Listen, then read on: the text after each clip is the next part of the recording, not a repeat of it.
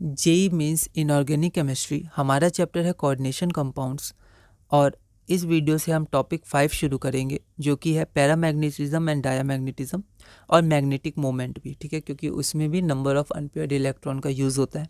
और valence bond theory और ligand field theory के कुछ कॉन्सेप्ट्स जो पैरामैग्नेटिज्म और डायामैग्नेटिज्म से रिलेटेड है, सारे कॉन्सेप्ट डिस्कस नहीं करेंगे, ठीक है। तो यहाँ पर मेन फोकस हमारा रहेगा number of unpaired electrons, paramagnetic है कि डायामैग्नेटिक है, वीक लिगेंड है तो फिर पेयरिंग नहीं होगी, स्ट्रॉन्ग लिगेंड है तो पेयरिंग होगी। तो ये सारे कॉन्सेप्ट्स हम डिस्कस करेंगे इसमें, है ना।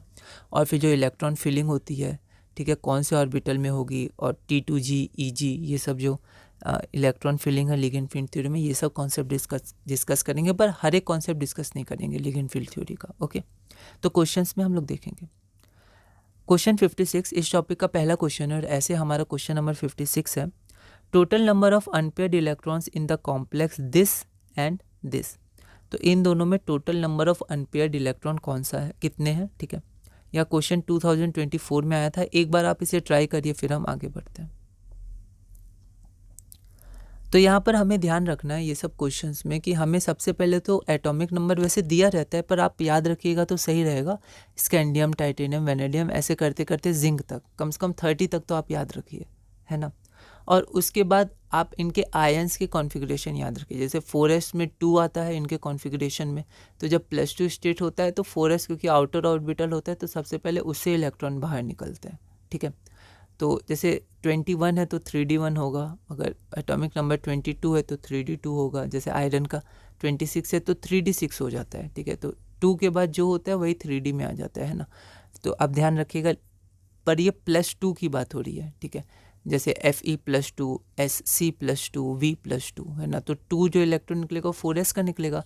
तो 2 के बाद जैसे 26 है तो 3d6 हो जाएगा। कब? जब आयरन +2 में होगा, ठीक है। और न्यूट्रल कॉन्फ़िगरेशन होगा तो 4s2 भी रहेगा उसके साथ, ठीक है।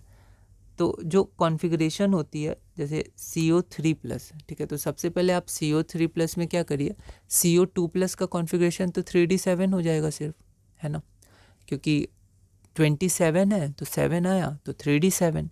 ओके, अब ये 2+ का है तो +3 का क्या होगा, 7 में से एक और कम हो जाएगा तो 3d6 हो जाएगा, ठीक है। तो एक ये है, और एक जनरल कॉन्फ़िगरेशन आप याद रखिएगा ये 10 के 10 एलिमेंट्स के। तो जो कोबाल्ट 3+ है वो 3d6 में है, और यहाँ पर NH3 है। अब NH3 क्या होता है, स्ट्रॉन्ग लिगेंड होता है तो वो पेयरिंग करा देता है।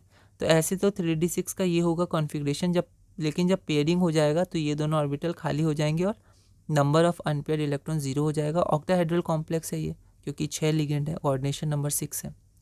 अब Ni2+, यहाँ पर क्या है, क्लोरीन।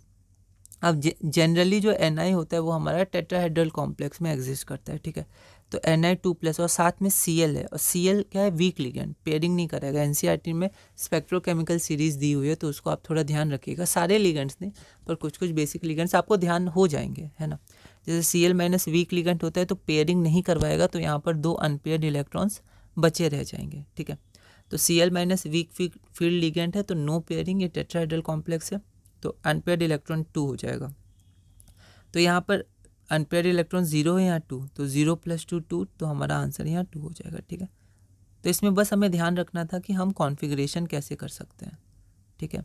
3d6 3d8, और आप इसको याद रखिएगा, ओके। तो इस वीडियो में हमने अपना क्वेश्चन नंबर 56 पूरा किया। अगली वीडियो में हम क्वेश्चन नंबर 57 करेंगे और इस टॉपिक में आगे बढ़ेंगे।